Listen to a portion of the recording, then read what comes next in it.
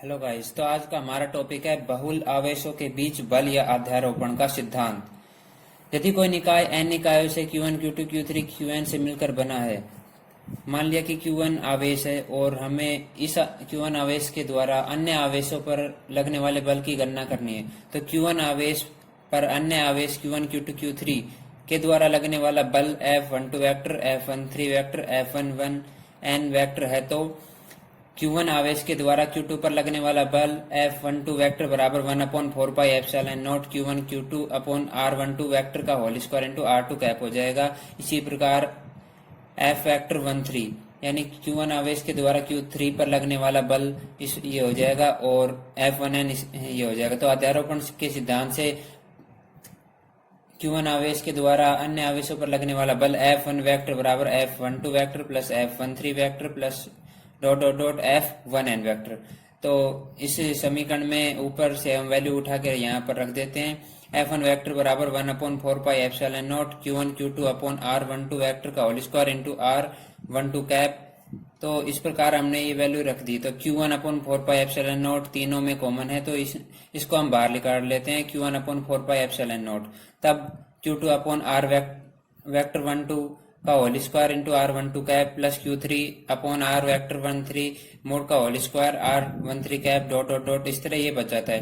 तो इस समीकरण को हम क्या लिख सकते हैं? F1 वेक्टर बराबर Q1 अपॉन 4πε0 सिग्मा I इक्वल टू 2 से n QI अपॉन R1I वेक्टर का whole square R1I vector.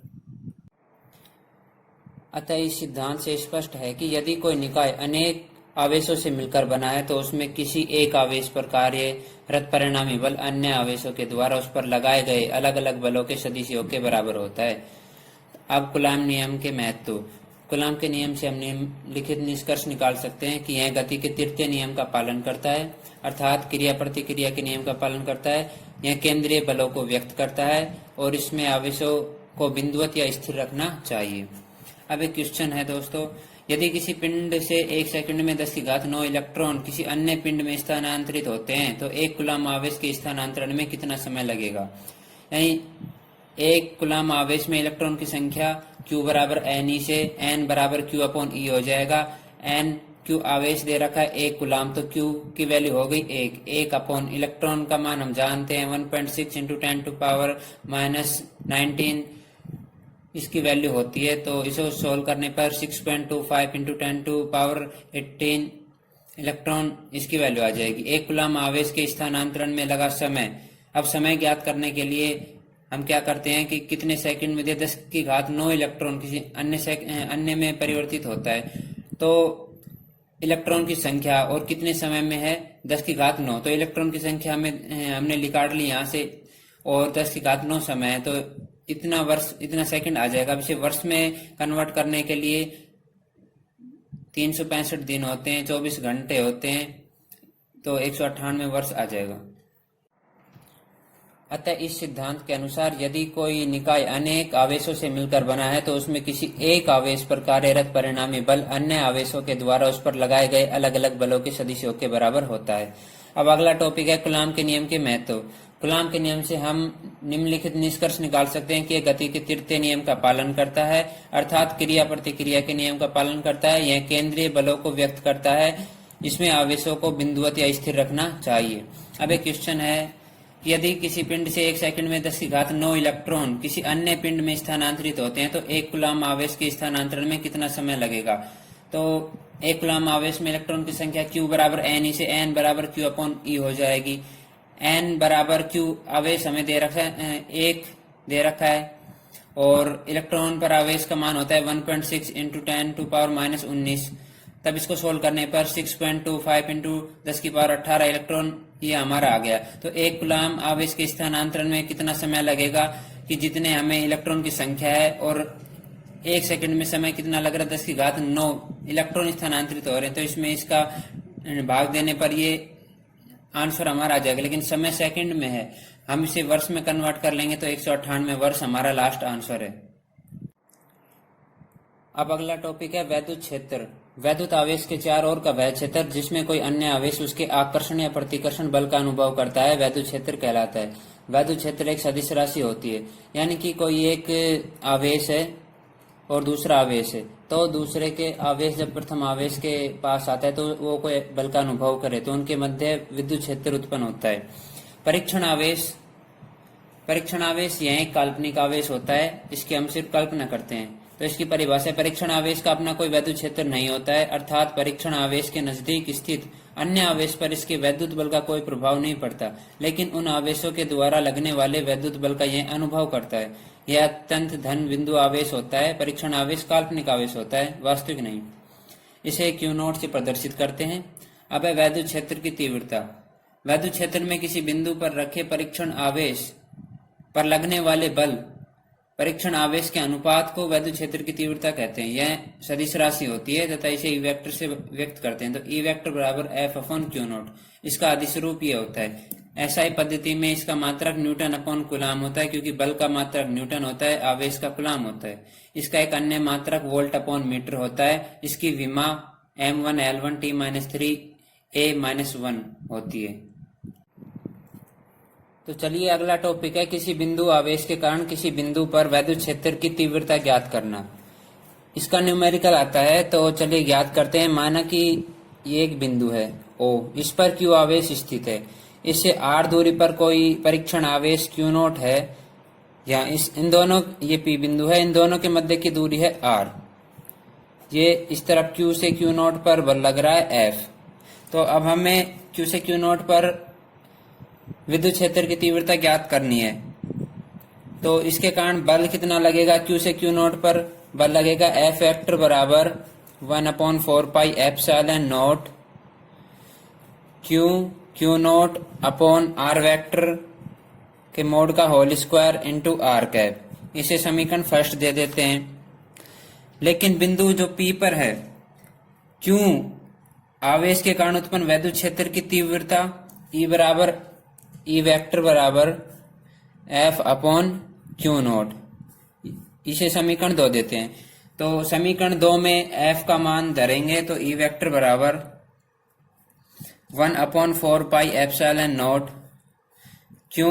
Q naught R vector का whole square into R cap upon Q naught. तो Q नॉट से Q नॉट कैंसिल हो जाएगा, तो क्या बचा? E वेक्टर बराबर 1/4 pi epsilon naught Q upon R square. यही हमारा फॉर्मूला है। जब हम E व R के मध्य ग्राफ खींचते हैं, E के मध्य और R के मध्य, E व R के मध्य ग्राफ, तो हमें जो ग्राफ है वो कुछ इस तरह का प्राप्त होता है।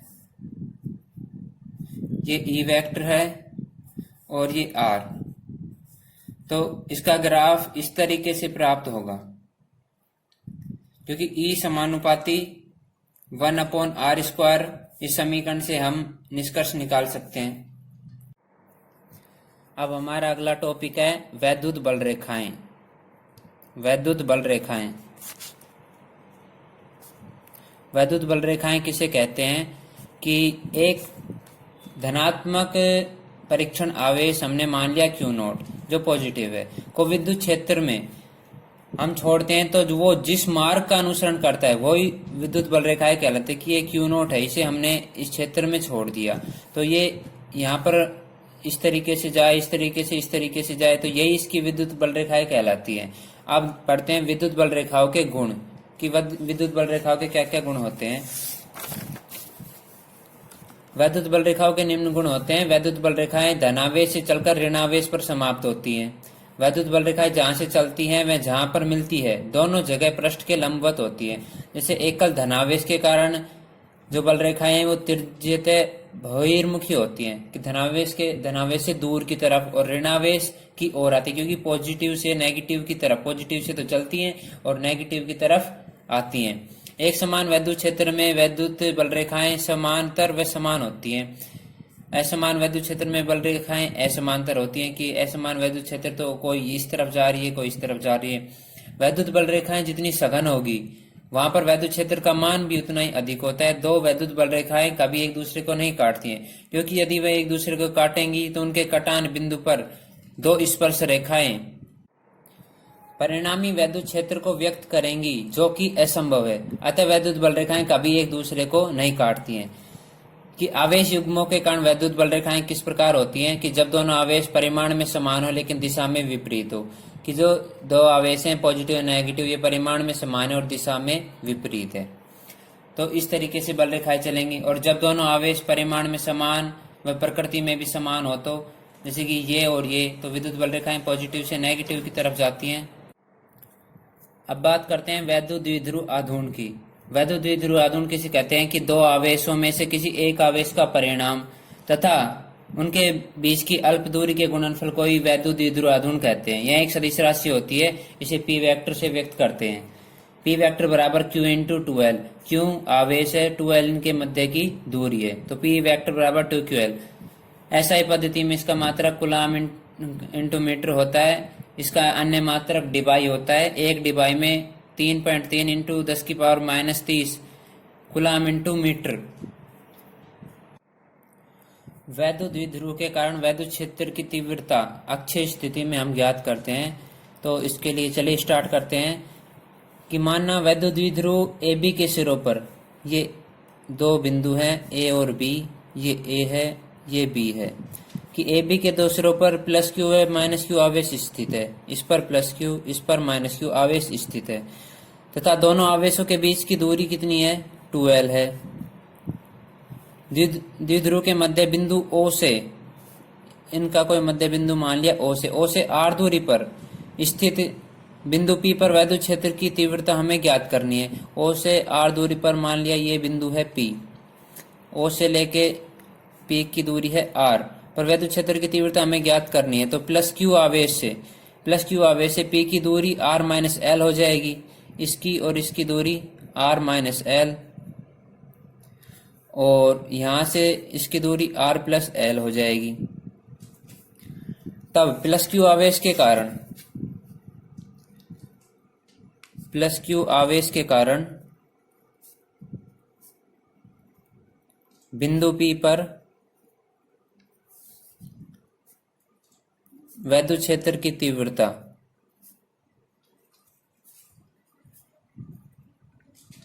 क्या हो जाएगी? E1, हम इसे नाम दे देते हैं कि E1 है। E1 बराबर 1/4πε0 Q अपॉन, अब R² होता है तो इसकी दूरी कितनी है? R-L का होल स्क्वायर। AP दिशा में, AP डायरेक्शन में ये है, क्योंकि E1 है जो AP की दिशा में E1 वैद्युत क्षेत्र लग रहा है इसमें, और -Q आवेश के कारण बिंदु P पर वैद्युत क्षेत्र की तीव्रता, इसको हम E2 से प्रदर्शित करते हैं। E2 बराबर 1/4πε0 Q अपॉन R+L का होल स्क्वायर। ये PB की दिशा में है, क्योंकि ये P से B की तरफ आ रहा है। E2 वैद्युत क्षेत्र है, तो परिणामी वैद्युत क्षेत्र की तीव्रता क्या होगी? तो E बराबर E1 माइनस E2। क्योंकि जो E1 है वो E2 से बड़ा है, तब E बराबर E1 और E2 की वैल्यू इसमें रखने पर 1/4πε0 Q अपॉन R-L का whole square minus 1/4πε0 Q upon R+L का होल स्क्वायर। अब इन दोनों में से Q अपॉन 4πε0 दोनों में कॉमन है, तो हम इसे कॉमन निकाल लेते हैं। Q अपॉन 4πε0, तो ये 1/R-L का होल स्क्वायर माइनस 1/R+L का होल स्क्वायर, ये बच जाएगा हमारे पास। तब इसको आगे सोल्व करने पर E बराबर Q upon 4πε0 as it is रहेगा, और इन दोनों में जब हम कॉमन लेते हैं R-L का होल स्क्वायर और R+L का होल स्क्वायर, तो R+L स्क्वायर को जब हम A+B के होल स्क्वायर से खोलते हैं तो R² plus L² plus 2RL हो जाएगा। माइनस का चिन्ह चल रहा है, और R-L का whole square R² plus L² minus 2RL, ये पूरा खुल जाएगा।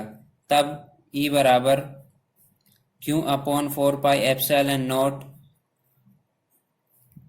अब देखिए आर स्क्वायर से आर स्क्वायर कट जाएगा, एल से एल स्क्वायर कट जाएगा, ये माइनस माइनस पॉजिटिव हो जाएंगे, तो इनके जोड़ने पर 4RL upon R square minus L square का whole square, A plus A minus B का होल स्क्वायर और ए प्लस बी का होल स्क्वायर का फॉर्मूला होता है A square minus B square का होल स्क्वायर। तब हम इसे लिख सकते हैं 1/4πε0। क्यू को अंदर ले लेते हैं, 4QRL, ठीक है, और R square minus L square का होल स्क्वायर चल ही रहा है। तब ई बराबर, अब ये 4QRL है, इसको हम क्या लिख सकते हैं, 1/4πε0। 4 को 2 × 2 लिख दिया और QRL को QL × R upon R square minus L square का होल स्क्वायर। तब हम जानते हैं कि 2QL = P होता है, हमने पीछे पढ़ा था। तो ये P का मान इसमें रखेंगे तो E बराबर 1/4πε0 × 2R × P upon R square minus L square का होल स्क्वायर। अब मानते हैं कि जो R है वो बहुत बड़ा है L से, तो एल स्क्वायर और भी छोटा होगा, तो एल स्क्वायर को छोड़ने पर तो E बराबर 1/4πε0 2R × P upon R square की घात 4। तो ये हो जाएगा 1/4πε0 2RP, आर की घात, ये स्क्वायर है, आर की घात 4, एक आर से एक आर काट देते हैं तो ये बचेगा। तो E बराबर 1/4πε0 2P अपॉन आर की क्यूब, ये इसका फॉर्मूला है। अब E समानुपाती, इससे हम क्या निष्कर्ष निकाल सकते हैं कि E समानुपाती P अपॉन आर क्यूब और E समानुपाती P, कि इससे हम ये निष्कर्ष निकाल कि वैद्युत द्विध्रुव के कारण वैद्युत क्षेत्र की तीव्रता वैद्युत द्विध्रुव के तो समानुपाती तथा दूरी के घन के व्युत्क्रमानुपाती होती है। तो चलिए अब हम निरक्षीय स्थिति में ज्ञात करते हैं। सेकंड पार्ट है इसका, निरक्षीय स्थिति में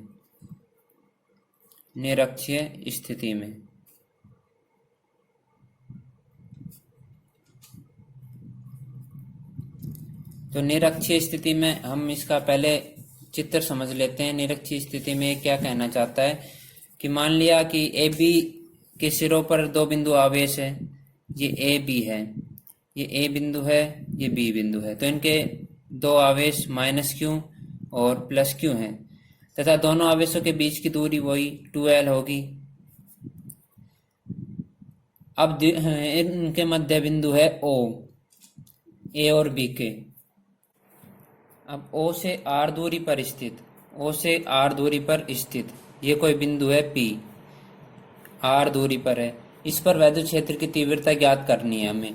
तो हम क्या करते हैं, इन दोनों को मिला देते हैं।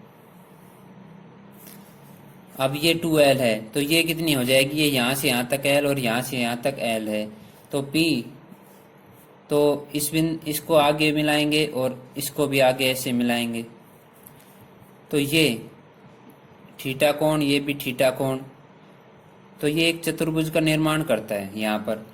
अब PB हमें ज्ञात करना है, PB क्या हो जाएगा, पाइथागोरस प्रमेय इस त्रिभुज में लगाएंगे तो कर्ण ज्ञात करना है हमें। तो PB² बराबर आधार स्क्वायर प्लस लंब स्क्वायर, OB का होल स्क्वायर प्लस OP का होल स्क्वायर, तो PB² बराबर L² प्लस R²। तो PB बराबर हमारे पास आ जाएगा L² प्लस R² का अंडर। इसी प्रकार ये आ जाएगा L² प्लस R²। अब +q आवेश के कारण बिंदु P पर वैद्युत क्षेत्र की तीव्रता को ई से प्रदर्शित करते हैं, प्लस क्यू के कारण पी पर वैद्युत क्षेत्र की तीव्रता को E1 से व्यक्त करते हैं हम। तो E1 कितनी होगी, 1/4πε0 Q upon √r² plus L² का होल स्क्वायर। ये AP दिशा में है,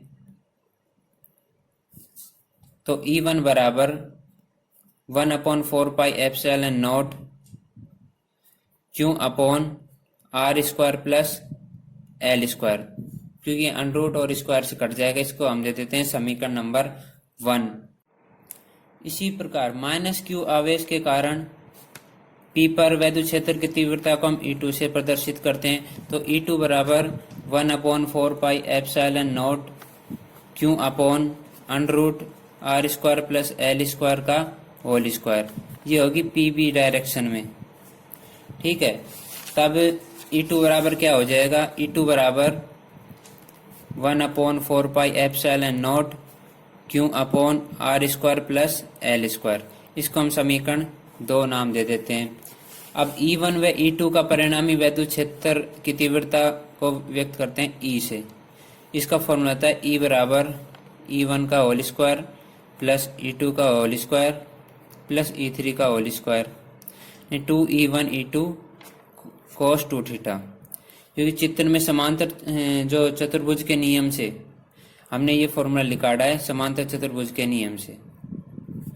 ये 11th में पढ़ चुके हैं ये नियम हम।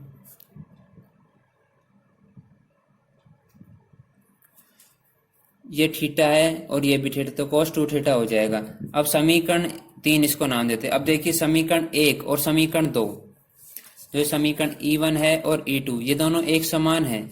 तो E1 बराबर E2, E1 बराबर E2 होने पर अब इन मानों को समीकरण 3 में जब हम रखेंगे तो हमें क्या प्राप्त होगा, तो E बराबर √E1² प्लस E2 की जगह भी E1² plus 2E1 cos 2 theta. तब E बराबर 2E1 का whole square plus 2E1 whole square cos 2 theta. अब E1² इन दोनों में कॉमन आ जाएगा, तो √2E1² 1 प्लस cos 2 थीटा।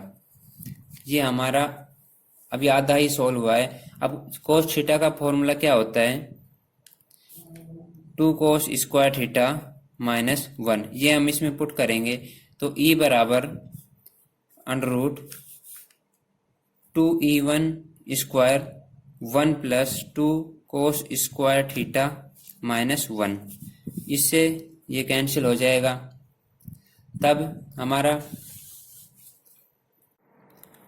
तब E बराबर √2E1² cos square theta into 2, तो 2 और 2 4 हो जाएगा, तो 4E1² cos स्क्वायर थीटा। हम इसको √ से बाहर निकालेंगे। E बराबर 2E1 cos theta cos 2 theta theta आएगा, क्योंकि 2 थीटा को थीटा में परिवर्तित कर लिया था, तो इसे समीकरण 4 दे देते हैं। अब चित्र से POB में, त्रिभुज में, तो ये हमारा आप डायग्राम देख सकते हैं। तो त्रिभुज POB में अगर हम cos थीटा लगाएं तो cos थीटा बराबर L/√L² प्लस r²।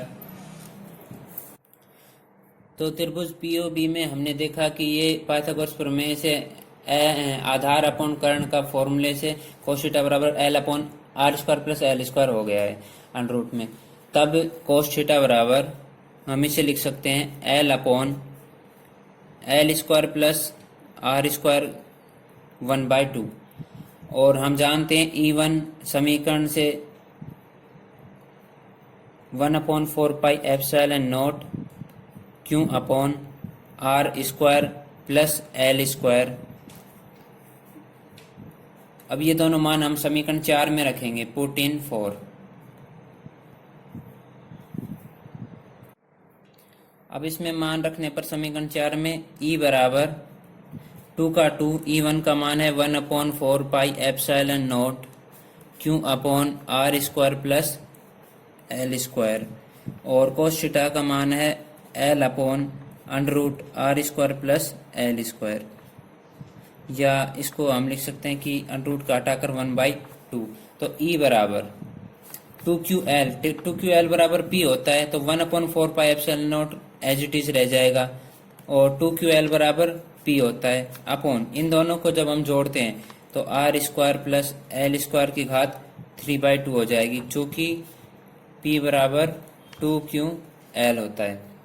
तब अब हम मानेंगे कि जो R है L से बहुत बड़ा है, तो L स्क्वायर और भी छोटा होगा, स्मॉलेस्ट होगा, तब हम इसको छोड़ देते हैं। तो E बराबर 1/4πε0 P अपॉन आर स्क्वायर की घात 3/2, 2 से 2 कट जाएगा, तो E बराबर 1/4πε0 P अपॉन आर क्यूब।